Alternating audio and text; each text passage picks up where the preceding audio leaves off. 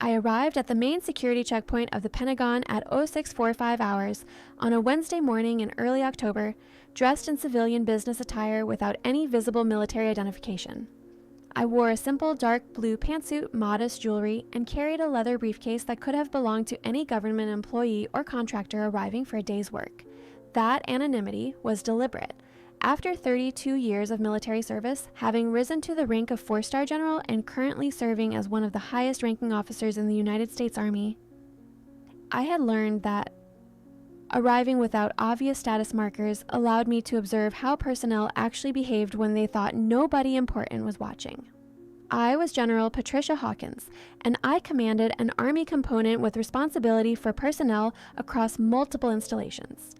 My official duties included oversight of training, readiness, and cultural standards for over 200,000 soldiers. But my unofficial practice was conducting unannounced assessments of bases and facilities to observe actual conditions rather than the carefully prepared presentations that accompanied formal inspections. This morning, I was arriving at the Pentagon for a classified briefing that had been scheduled months in advance. The meeting was critical. Senior leadership from all branches discussing force readiness and strategic priorities for the coming year. My attendance was mandatory, and dozens of staff officers were waiting for me to arrive. But I had deliberately chosen to arrive through the main public entrance rather than the VIP access point where general officers typically entered. I wanted to experience what thousands of Pentagon employees experienced every day, the standard security screening process that often revealed how personnel treated people they perceived as ordinary. The security checkpoint was crowded with the morning rush, hundreds of people moving through multiple lanes, showing identification, passing through metal detectors, having bags examined. The process was efficient but impersonal, security personnel processing people with the kind of routine detachment that came from screening thousands of individuals every day. I joined one of the lines, standing behind a mix of military personnel in uniform, civilian employees, and contractors. The line moved steadily as each person showed credentials, was briefly assessed, and waved through after cursory security checks. I was approximately 6 people from the screening station when a young security guard, his uniform indicated he was a contractor rather than military personnel, noticed me in line. He was probably mid-20s with the kind of aggressive confidence that suggested he took his security responsibilities very seriously and enjoyed exercising the authority his position provided. He looked at me with an expression I had seen countless times over 32 years. Assessment mixed with dismissal. He saw a woman in her late 50s wearing civilian clothes, looking unremarkable and ordinary. Nothing about my appearance suggested I was someone who warranted special attention or respect. His eyes narrowed slightly, and he stepped away from his screening station and walked directly toward me, his body language assertive and purposeful. "You," he said loudly enough that people around us turned to look. "Step out of line." His tone carried command authority, clearly expecting immediate compliance. I remained where I was, maintaining my position in line, and looked at him with a calm, neutral expression. "Is there a problem?" "Step out of line now," he repeated, his voice getting louder and more aggressive. "You need to undergo additional screening." I pulled out my Pentagon identification badge, the one that showed my name and indicated I had top-level security clearance for accessing classified areas, though the badge deliberately didn't show my rank or position. I have proper credentials. I'm scheduled for a meeting at 0700. The guard barely glanced at my badge before dismissing it. "I don't care what badge you have. You look suspicious. You're getting full additional screening. Step out of line or I'll have you removed from the facility entirely." Several people in line were watching now, some with sympathy for what appeared to be a middle-aged woman being hassled by an overzealous security guard, others with the kind of detached observation that came from witnessing routine security theater. I remained calm, my expression unchanged. "On what basis do you consider me suspicious?" The guard's face reddened slightly. He wasn't used to being questioned, and my calm resistance to his authority was triggering his need to assert dominance. "I don't need to explain my security assessments to you. You fit a profile that requires additional screening. Now step out of line or I'm calling additional security to remove you." He gestured toward a secondary screening area off to the side where more intensive searches were conducted for people who triggered security concerns. I calculated my options. I could show additional identification that would immediately resolve this situation, could invoke my actual rank and position, could have this guard supervisor contacted within seconds. But I had encountered this kind of situation enough times over 32 years to recognize it as more than just overzealous security. This guard had looked at me and made judgments based on age, gender, and appearance. He had decided I was someone who could be treated dismissively, someone whose credentials could be questioned, someone who warranted aggressive enforcement of authority. The same kind of judgment that created problems throughout military and government culture. The assumptions about who looked important and who didn't, who deserved respect and who could be casually dismissed. So I made a decision. I would let this play out, see how far this guard would take his assumptions, create a teaching moment that would have impact beyond just this one encounter. Fine, I said calmly. I'll comply with additional screening. The guard looked surprised that I had agreed without further argument. He had clearly expected more resistance that would justify escalating the confrontation. "Follow me," he said, turning toward the secondary screening area. I followed him, maintaining my composed demeanor while other people in line watched with expressions ranging from sympathy to curiosity. The secondary screening area was a cordoned-off section with privacy screens where more intensive security searches were conducted. 2 other security personnel were present, both looking bored with the routine of their duties. The first guard, whose name tape read Henderson, spoke to his colleagues. This individual refused proper screening at the main checkpoint. She requires full secondary search, pat down, bag contents examination, full verification. One of the other guards, a woman in her 30s, looked at me with an expression mixing professionalism and sympathy. "Ma'am, if you'll place your bag on the table and prepare for pat-down search, we'll process you as quickly as possible." Her tone was more respectful than Henderson's, suggesting she approached her job with less aggression and more professionalism.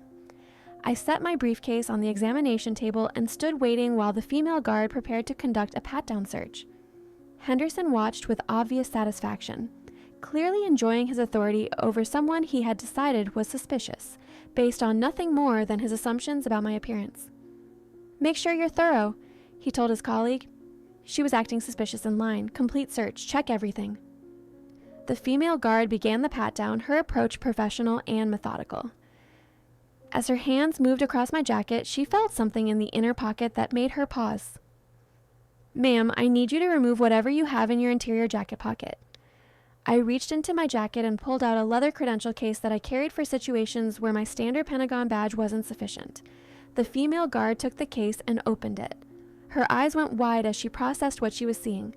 Her face went pale. Her hands started to shake slightly. "Oh my God," she whispered, loud enough that Henderson heard her. "What?" Henderson asked, walking closer. "What did you find?" The female guard looked up at Henderson with an expression of absolute horror. "Do you know who this is?" Henderson looked confused. "I don't care who she claims to be. She was suspicious in line and she's getting full—" The female guard cut him off, her voice tight with stress. "She's a 4-star general." The credentials case she held contained my full military identification showing my rank, my position, and my authority level. It also contained a direct access pass signed by the Secretary of Defense that granted me unrestricted access to any Department of Defense facility without standard screening procedures. Henderson's face went through a rapid progression of expressions: confusion, disbelief, dawning comprehension, horror. The sick realization that he had just subjected one of the highest-ranking officers in the United States military to aggressive secondary screening based on assumptions about her appearance. That's impossible," Henderson stammered. She looks like—" He couldn't finish the sentence because finishing it would require him to articulate exactly what assumptions he had made about who could be important and who couldn't. The female guard, still holding my credentials, came to attention and rendered a salute with shaking hands. "General Hawkins, ma'am, I apologize profusely for this situation. We had no idea." I returned the salute calmly. "You had no idea because I wasn't in uniform and I wasn't displaying rank. But that doesn't explain why your colleague decided I was suspicious enough to require aggressive secondary screening." Henderson stood frozen, his face cycling between pale shock and the sick realization that his career had probably just ended in the most spectacular way possible.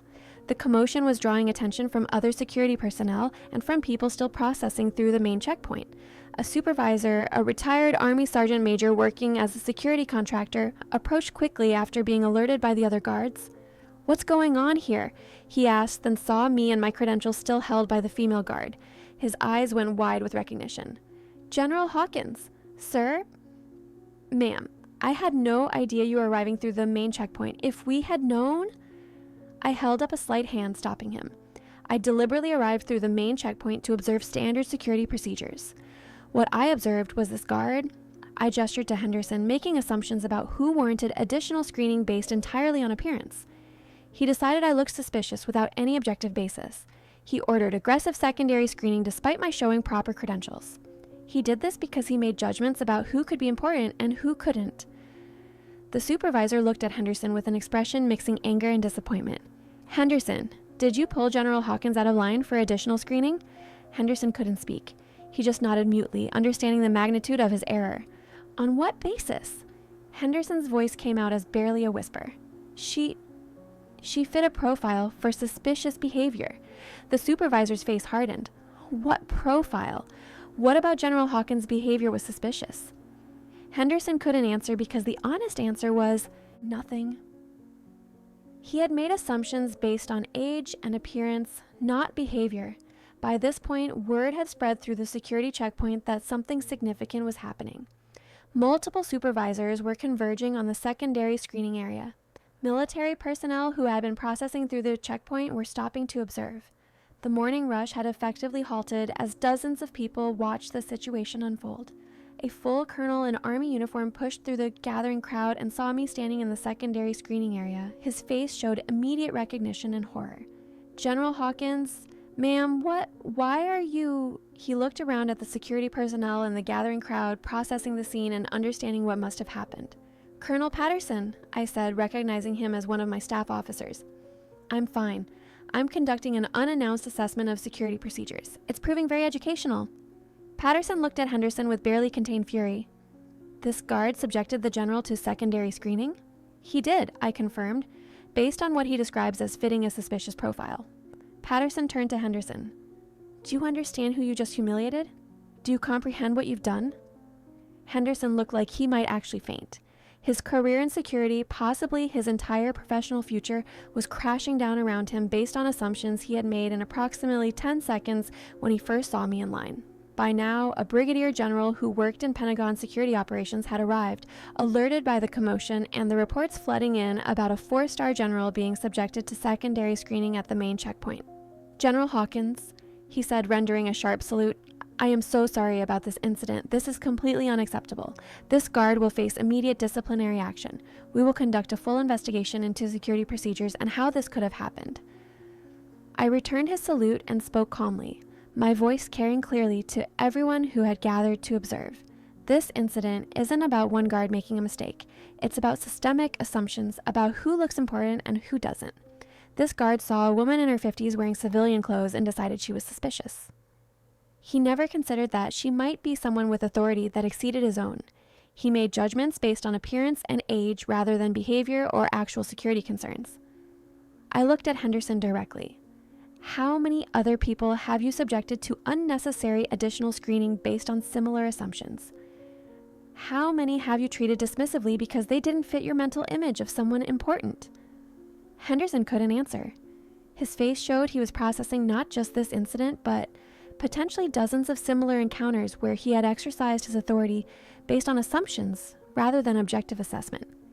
The gathering crowd of observers, military personnel, civilian employees, contractors, stood silently watching a teaching moment unfold. A 4-star general who had been subjected to humiliating secondary screening, standing calmly in front of a young guard who had made catastrophic assumptions about who warranted respect. The question now was how this would be resolved, whether Henderson would be immediately fired and his career destroyed, whether this would become just another story about security as overreach, or whether it could become something more valuable, a transformative lesson about assumptions, respect, and the danger of judging people based on appearance. I made my decision about which direction this would take. "Brigadier General Morrison," I said to the security operations officer, "I don't want this guard fired immediately. I want him assigned to training and education for the next 48 hours. He's going to learn why his assumptions were dangerous and how to conduct security assessments based on actual behavior rather than prejudice about appearance." Morrison looked surprised. Ma'am, with respect, this guard humiliated you. He subjected you to aggressive screening without justification. He deserves formal discipline. He deserves education. Firing him accomplishes nothing except ending one career. Training him and having him train others prevents future incidents and creates actual value. I looked at Henderson. You made assumptions about who could be important based on how they looked. Those same assumptions exist throughout our security apparatus and our military culture. You're going to learn why those assumptions are dangerous, and then you're going to help prevent others from making the same mistakes. Henderson found his voice, though it came out hoarse and shaking. Ma'am, I don't know what to say. I was completely wrong. I made assumptions that had no basis. I treated you disrespectfully because I didn't believe you could be someone important. There's no excuse for what I did. No, there isn't. But there is an opportunity to transform this mistake into expertise that improves security operations and military culture. The crowd that had gathered to observe remained silent, watching a 4-star general choose teaching over destruction, transformation over punishment. The teaching moment had begun. The lesson would spread far beyond this security checkpoint, but first, Henderson needed to understand exactly who he had subjected to humiliating secondary screening and why his assumptions had been so fundamentally wrong. Let me explain who I actually am, since Henderson and most of the security personnel processing through that checkpoint only understood that I was a 4-star general but didn't comprehend what that rank represented or how I had reached this position after 32 years of service. I gestured for the crowd to disperse and for Henderson to follow me to a private office area adjacent to the security checkpoint. Brigadier General Morrison and Colonel Patterson accompanied us, along with the security supervisor who was Henderson's direct manager. We entered a small conference room and I closed the door, creating space for a conversation that wouldn't be conducted in front of dozens of observers. Sit down, I told Henderson, gesturing to a chair. He sat rigidly, his face still showing shock and the sick realization that his assumptions had created a career-defining moment in the worst possible way. I remained standing, my posture relaxed but commanding attention. Henderson, do you know what a 4-star general is? He nodded mutely. Tell me, in your own words. His voice came out strained. Ma'am, a 4-star general it's one of the highest ranks in the military. Someone who commands major operations or organizations. Someone with authority over thousands or hundreds of thousands of personnel. Correct? There are currently 11 4-star generals in the United States Army. I am one of them. I command an Army component with responsibility for over 200,000 soldiers across multiple installations worldwide. Henderson's face showed he was processing the magnitude of his error. I have served for 32 years. I deployed to combat zones in Iraq and Afghanistan. I commanded at every level from platoon to division. I have advised the Secretary of Defense and the President on military policy. My decisions affect operational readiness, force structure, and strategic priorities for the entire Army. I paused, letting that information sink in. This morning, you looked at me and saw a middle-aged woman in civilian clothes. You decided I was suspicious. You subjected me to aggressive secondary screening based entirely on that assessment. Do you understand what assumptions you made? Henderson struggled to speak. Ma'am, I made assumptions based on how you looked. Your age, your gender, the fact that you weren't in uniform. I didn't think someone who looked like you could be important. Say it completely. What did you actually think? Henderson's voice dropped to barely above a whisper. I thought you looked like an ordinary employee or contractor. Someone who didn't warrant special consideration. Someone I could treat dismissively without consequences. And why did you think that? Because you didn't look like what I imagine important military leaders look like. You didn't have the presence or bearing I associate with authority. Brigadier General Morrison spoke up, his voice tight with anger. Henderson, General Hawkins has more combat experience than most officers will accumulate in entire careers. She's been awarded the Distinguished Service Medal, 3 Legion of Merit medals, the Bronze Star with Valor, and the Purple Heart. She's testified before Congress on military readiness. She advises the Chief of Staff of the Army on personnel policy. He pulled up information on his tablet. General Hawkins graduated from West Point 32 years ago, one of the first classes with significant female enrollment. She faced discrimination and assumptions throughout her career similar to what you demonstrated this morning. She succeeded, despite people consistently underestimating her based on gender and appearance. Morrison showed Henderson photos from my career: young lieutenant in Desert Storm, captain in Bosnia, major in Iraq, lieutenant colonel in Afghanistan. Each photo showing me in combat environments, leading soldiers, conducting operations. She commanded a combat brigade in Kandahar province during some of the most intense fighting of the Afghanistan conflict. Her leadership saved American lives and accomplished missions that seemed impossible. She did that while people made the same assumptions you made this morning, that someone who looked like her couldn't possibly be capable of elite military leadership. Henderson looked at the photos, his face showing he was beginning to understand not just that he had made a mistake, but the depth and scope of what his assumptions revealed about his own biases. I sat down across from him. Henderson, I'm not telling you my background to intimidate you or to emphasize how much power I have over your career. I'm telling you so you understand what assumptions about appearance and authority actually cost. I pulled up statistics on my tablet. Women comprise approximately 17% of active duty military personnel, but we comprise less than 8% of general officers. That gap exists partly because of talent pipeline issues, but significantly because of assumptions like the ones you made this morning. I showed him data.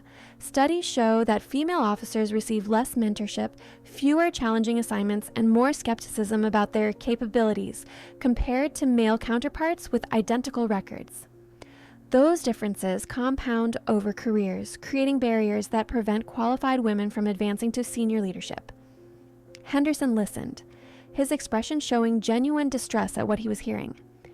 When you looked at me this morning and decided I was suspicious, you weren't just making a security judgment. You were demonstrating the same bias that has limited female military careers for decades. The assumption that authority looks a certain way, that important people have a particular presence, that someone who doesn't fit that image must be less significant. I leaned forward. Now imagine I wasn't a general. Imagine I was a major or a lieutenant colonel, someone senior enough to have significant responsibilities, but junior enough that your dismissive treatment might not trigger the immediate consequences you're facing now. How would you have treated that person? What message would your behavior send about who deserves respect in this building? Henderson's voice was hoarse. Ma'am, I understand. I made assumptions that were wrong at every level. I treated you disrespectfully because of biases I didn't even realize I held. I'm sorry. I held up my hand. I don't want apologies. I want you to understand why this matters beyond just this incident. Security personnel like you interact with thousands of people every day. You make split-second judgments about who warrants additional screening, who needs to be questioned, who can be waved through without scrutiny. I showed him more data.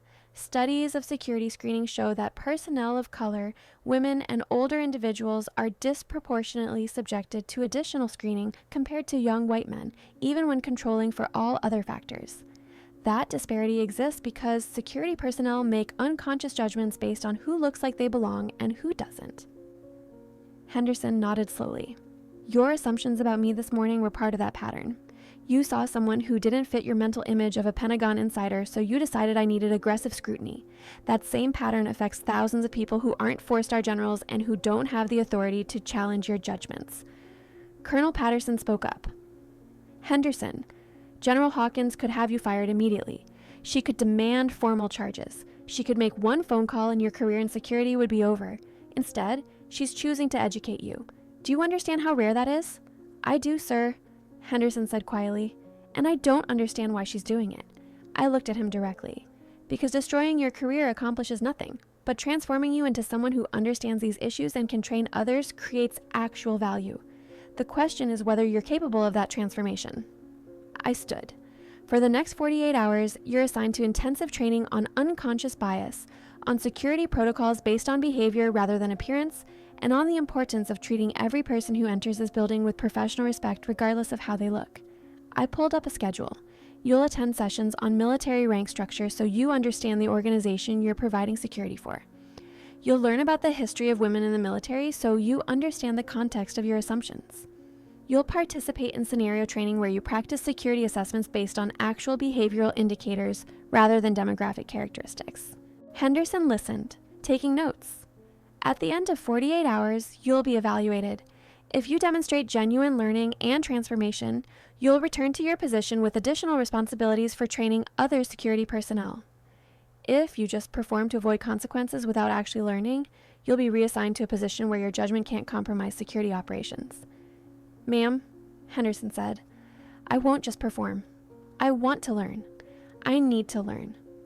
This morning showed me that I've been operating with biases that I didn't recognize, and that could cause real harm.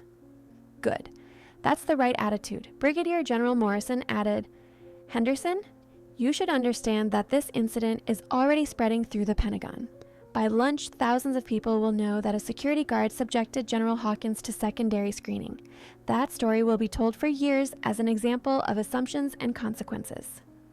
He paused. "The question is what that story teaches. Does it teach that one guard made a mistake and was destroyed? Or does it teach that mistakes can become opportunities for transformation and cultural improvement? General Hawkins is giving you the chance to make this story end with the second lesson.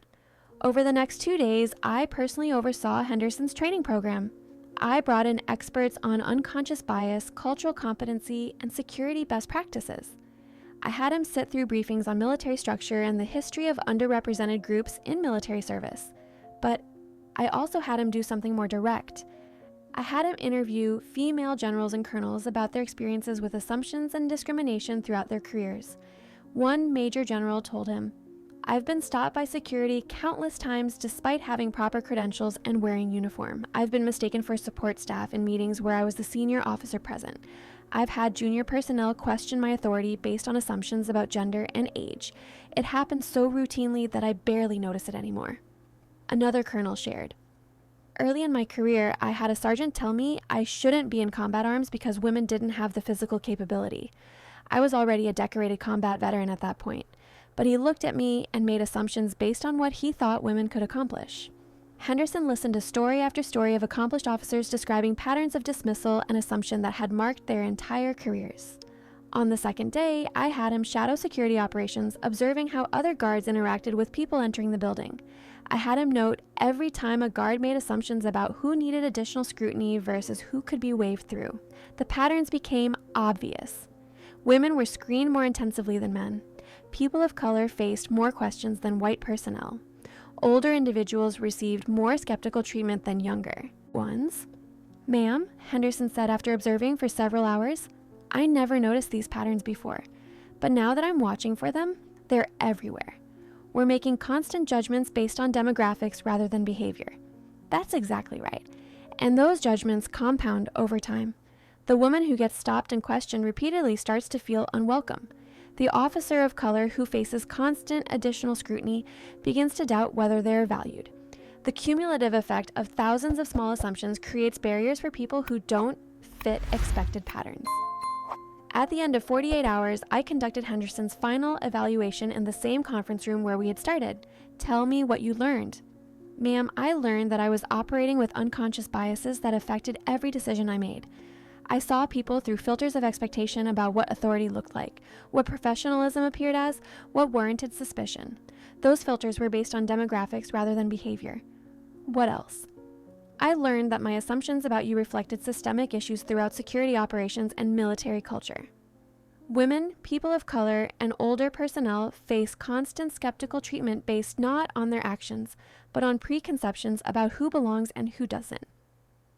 "How will you operate differently?" "I'll assess security threats based on actual behavioral indicators rather than demographic characteristics.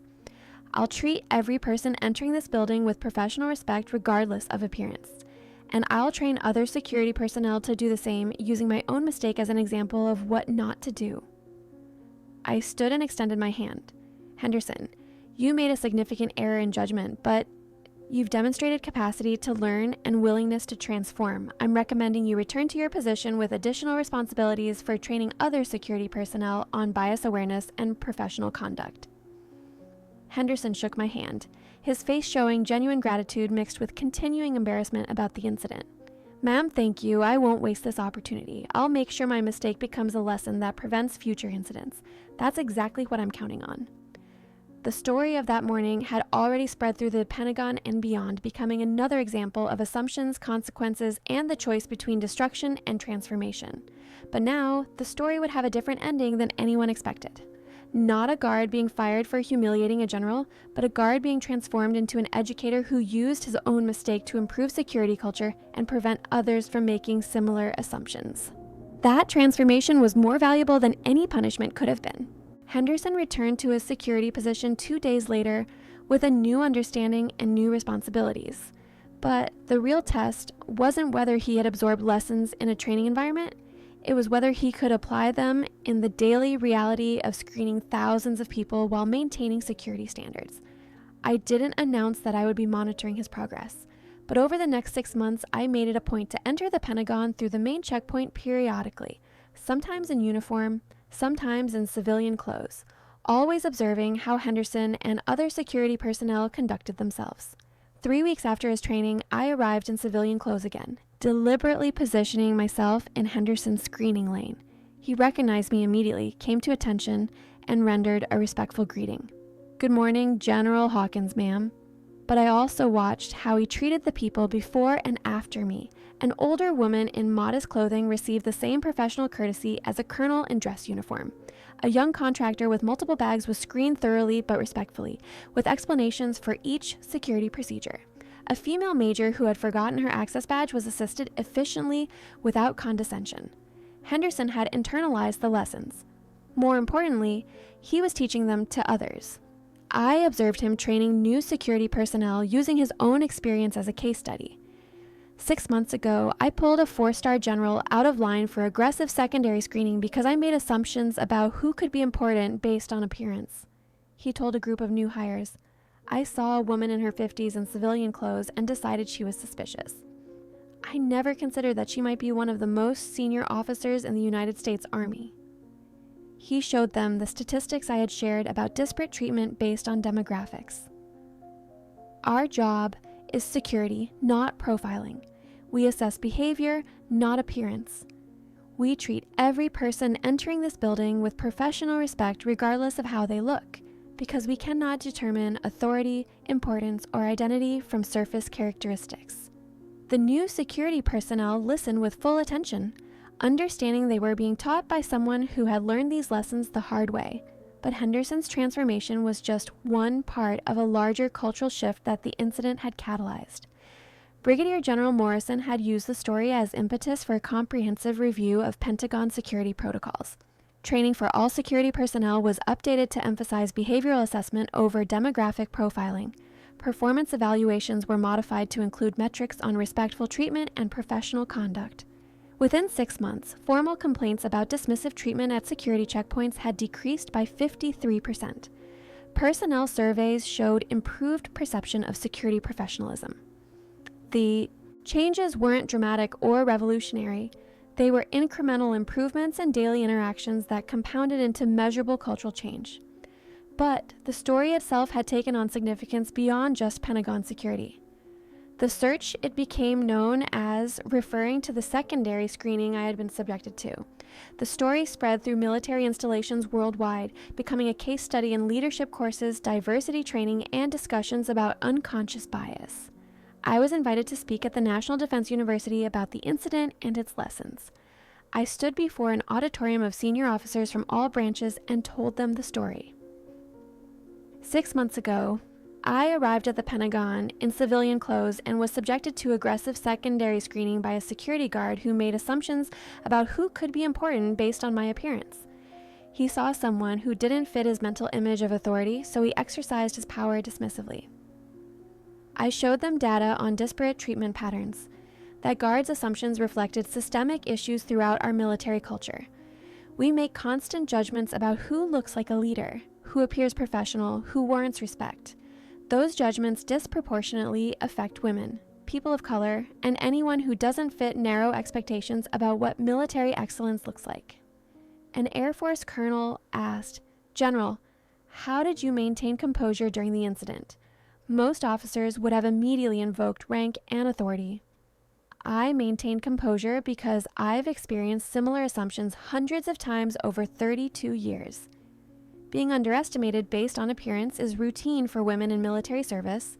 The question isn't whether we face it. The question is how we respond to create positive change rather than just defending our own dignity. a Marine brigadier general spoke up. "Ma'am, you chose to transform that guard rather than destroying his career. That's unusual. Most senior leaders would have demanded immediate consequences." I looked at him directly. Destroying one guard's career would have satisfied my ego but accomplished nothing for military culture. Transforming him into someone who understands these issues and trains others creates lasting value. The measure of leadership isn't how effectively you punish mistakes. It's how effectively you transform mistakes into learning that prevents future failures. After my presentation, dozens of senior officers approached with their own stories of assumptions, dismissal, and the daily challenge of commanding respect while not fitting expected patterns. A female Navy captain told me, "Mom, I've been mistaken for a support staff in meetings where I was the senior officer present. I've had junior personnel question my technical expertise despite having advanced degrees. Your story validates what many of us experience but rarely discuss publicly." A Black Army colonel shared, "Sir, ma'am, I've been stopped by security more times than I can count despite proper credentials and uniform. I've learned to carry extra identification and allow extra time because I know I'll face additional scrutiny that white officers don't experience." These conversations reinforced that the incident at the Pentagon checkpoint wasn't an isolated event. It was a visible example of patterns that affected thousands of military personnel every day. 3 years later, I was preparing for retirement after 32 years of service. My final assignment had been fulfilling, my career had been successful beyond what I could have imagined as a young lieutenant, and I was ready to transition to whatever came next. But first, there was one final visit I wanted to make. I returned to the Pentagon main checkpoint on a Tuesday morning, arriving in civilian clothes, joining the standard security line without fanfare or announcement. Henderson was there, now a senior supervisor overseeing multiple screening lanes. He had been promoted twice in 3 years based on his exemplary performance and his effectiveness in training other security personnel. He saw me in line and walked over with a professional smile. "General Hawkins, it's good to see you, ma'am." "How are things, Henderson?" He gestured around the checkpoint. "Much better than 3 years ago. We've implemented the bias awareness training you helped develop. Complaint rates are down. Personnel surveys show improved satisfaction with security interactions. And we're identifying and addressing issues before they escalate." He paused. "Ma'am, I wanted to thank you again for giving me the chance to learn rather than simply destroying my career. What I learned that week changed not just how I do my job, but how I understand respect, authority, and professional conduct. I've trained over 200 security personnel using lessons from my mistake. Each of them now trains others. The ripple effect continues spreading." I appreciated his words, but I was more interested in observing actual operations than receiving thanks. I watched as personnel moved through the checkpoint. The screening was thorough but respectful. Guards treated everyone with professional courtesy regardless of appearance. When additional screening was required, it was explained clearly and conducted with dignity. The culture had changed measurably, not perfectly. No organization achieves perfection, but substantially better than 3 years ago. After observing for 30 minutes, I prepared to leave for my final Pentagon meeting before retirement. Henderson approached one last time. "General, the story of that morning 3 years ago is still told to every new security hire. It's become the defining example we use to teach about assumptions and respect. Your choice to transform rather than punish created educational value that continues benefiting thousands of people." That's exactly what I hoped would happen. One incident becoming a teaching tool that prevents future incidents. I extended my hand. "Henderson, you made a significant mistake, but you transformed it into expertise that improves security culture. That transformation is what leadership actually looks like, turning failures into learning that creates lasting value." Later that week, I attended my retirement ceremony. Thousands of soldiers, hundreds of officers, and senior leaders from across the Department of Defense gathered to mark the end of my 32-year career. During my retirement speech, I told the story one final time. 3 years ago, I was subjected to aggressive secondary screening at the Pentagon because a security guard made assumptions about who could be important based on my appearance. He saw someone who didn't fit his expectations, so he exercised his authority dismissively. I looked across the assembled crowd. I chose to transform that guard rather than destroying his career. That choice created educational value that spread throughout Pentagon security operations and beyond. The story became a teaching tool used across the military to discuss assumptions, unconscious bias, and the importance of professional respect regardless of appearance. I paused, but that incident wasn't really about one guard making one mistake. It was about systemic cultural issues that affect our military every day. Women, people of color, and anyone who doesn't fit narrow expectations about what military excellence looks like face constant assumptions about their capabilities and authority. I showed final statistics. Since that incident 3 years ago, Pentagon security has seen a 53% reduction in complaints about dismissive treatment. Training protocols have been updated across multiple agencies. The lessons have spread to military installations worldwide. That cultural transformation is worth more than my personal dignity or that guard's career, I concluded. My 32 years of service have taught me that leadership isn't about commanding respect through rank or authority. It's about creating environments where every person is treated with professional dignity, regardless of how they look. It's about transforming mistakes into learning. It's about building cultures that value capability over appearance. After the ceremony, Henderson approached me privately, now wearing a suit and tie rather than his security uniform. General Hawkins, I wanted you to know, I've been accepted to graduate school to study organizational psychology and diversity management. I'm leaving security work to focus on consulting and training. Everything I'll do builds on what you taught me 3 years ago. I shook his hand. Henderson, that's excellent. You've transformed a career-ending mistake into expertise that will influence thousands of people. That's exactly the kind of growth I hoped for when I chose teaching over punishment. He smiled. Ma'am, people ask me all the time about that morning, about what it was like to realize I had just humiliated a 4-star general. I tell them the humiliation wasn't the important part. The important part was what came after. The choice you made to educate rather than destroy, and the opportunity I was given to transform. That transformation is the real legacy, not the incident itself, but what grew from it. I retired from the Army in a simple ceremony, transitioning to civilian life after 32 years of service that had been marked by constant assumptions about my capabilities based on appearance. But the story of the search continued being told.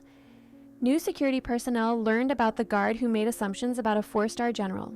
New officers learned about leadership that transforms rather than punishes. New soldiers learned that authority doesn't announce itself through appearance, and respect shouldn't depend on uniforms or visible rank. Henderson became a consultant working with military and government agencies on bias awareness and professional conduct. He used his own experience as the foundation for training that influenced thousands of security personnel across multiple organizations. The Pentagon checkpoint culture continued evolving, with measurable improvements in how personnel were treated and how security was conducted based on behavior rather than demographic characteristics. And I moved on to whatever came next, knowing that one morning 3 years ago, when I chose to transform rather than destroy, had created ripples that would continue spreading long after I left military service. Because that's what leadership actually looked like. Not the authority to punish mistakes, but the wisdom to transform them into learning that prevented future failures. The work continued, the culture evolved, and the lesson endured. True authority doesn't need to announce itself, and the person you casually dismiss based on appearance might be the most accomplished individual you'll ever encounter. That morning at the Pentagon checkpoint had seemed like just another incident of being underestimated. Instead, it became a defining teaching moment that changed security culture, influenced military training, and reminded thousands of personnel that assumptions were dangerous and respect should transcend appearance. That was worth being subjected to humiliating secondary screening, worth the choice to teach rather than punish, worth the investment in transformation that created lasting value. The measure of my 32 years wasn't the rank I achieved or the authority I wielded. It was the culture I helped transform, the people I influenced, and the lessons that would continue teaching long after I moved on. And the story of the search would be told for decades, reminding every new generation that the person in civilian clothes standing in a security line might be a 4-star general, and that assumptions about who deserves respect based on appearance are vulnerabilities that compromise both security and culture